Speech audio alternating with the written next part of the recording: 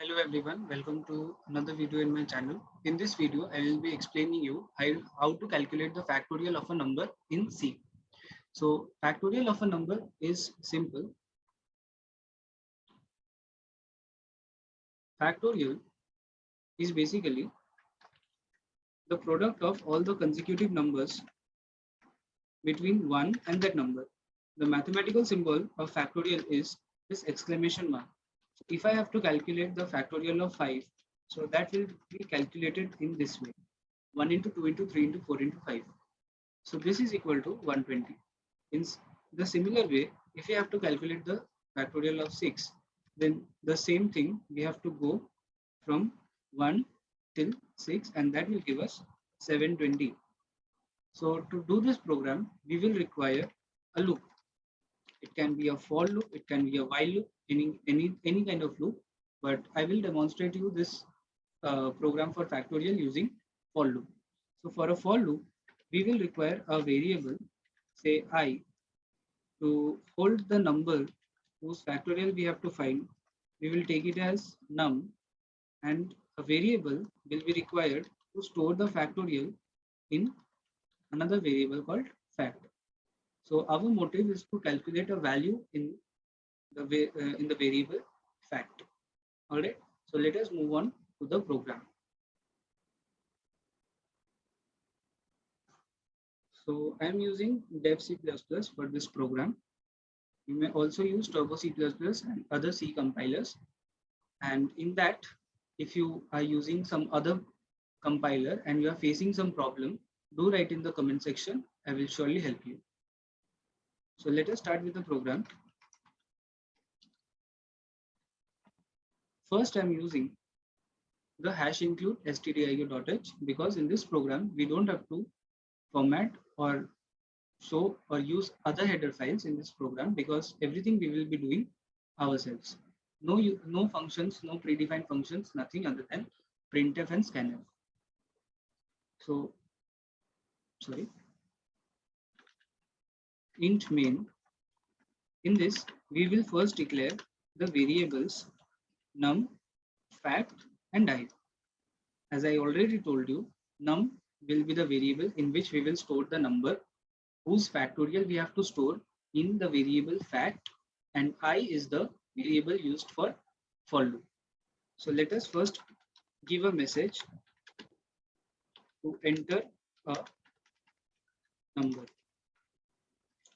Then using scanf, we will read the particular number. So our reading of the number is done. Now we have to calculate the factorial. So as I already told you, we will be using here for loop. For the for loop, we will first give an initial value to the counter I. Then we will give a condition so that the loop can end at a point. So that point is when the value of I equals the value of num. Means we have to do the product of all the consecutive numbers from 1 to that number.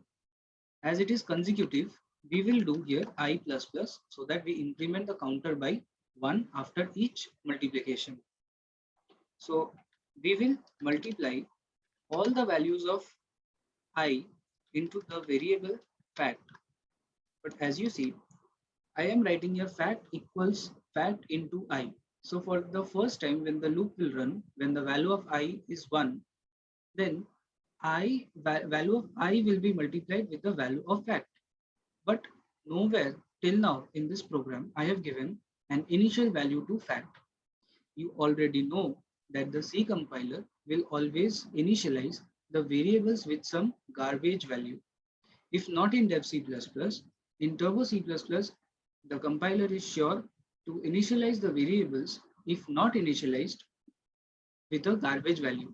So in Turbo C++, if you do this program, I will be the value of I will be multiplied with some garbage value, and ultimately the final result will be incorrect.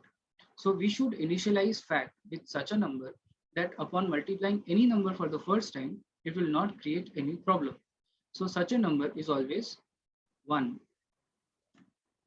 All right. So you can initialize the value of fact in the declaration line, or you can write a separate line to initialize the value of fact, or you can also initialize fact in the initializing part of for loop.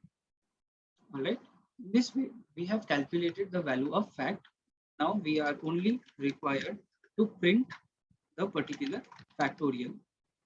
So in Windows, it shows, if you try it in your computer using scientific calculator, you will see how if you calculate the value of fact, I mean fact of 5, factorial of 5, it will give you some kind of message. So similar kind of message I'm trying to give for factorial of num. This first percentage will be for num equals to percentage d. We will print here the value of fact. Now we will just return 0 because we are using int main. Now we will compile the program using F9. So the compilation is done. There are 0 errors, 0 warnings, perfect program. Compilation time was 0.39 seconds. Means it was a simple and quick program. Now let us run the program. So this is the output screen. It shows factorial.exe and my file was also factorial.c. So let us give here a value 5, and this is the factorial of 5, 120. If I run the same program again,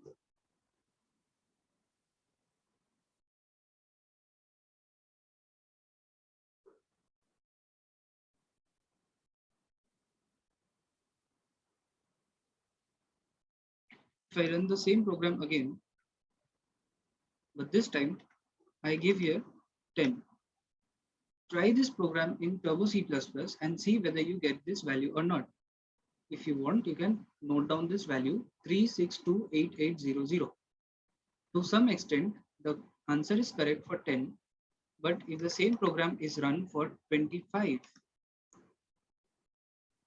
my dear viewers, the value is incorrect. This is because the factorial of 25 is a huge number, which is not possible to store such a big number in a memory space of 4 bytes.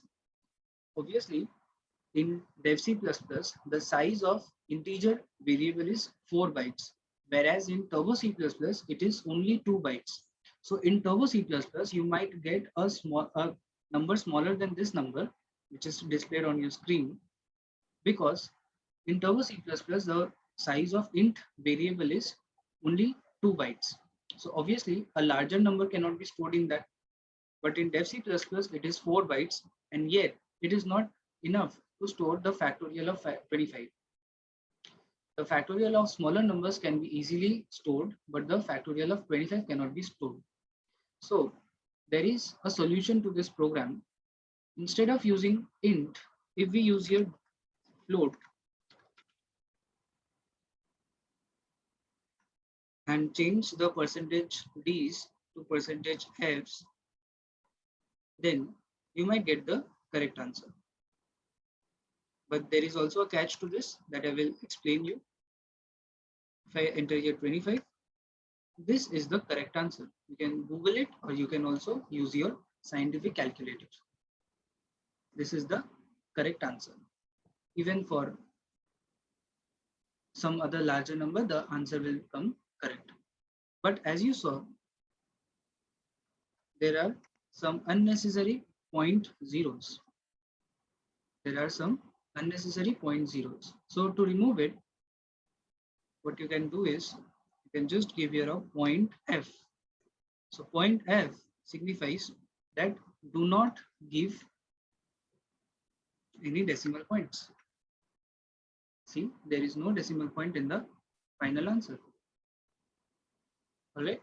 So I think we have got the idea of the program and also the logic. Okay. So thank you for viewing this video. Goodbye.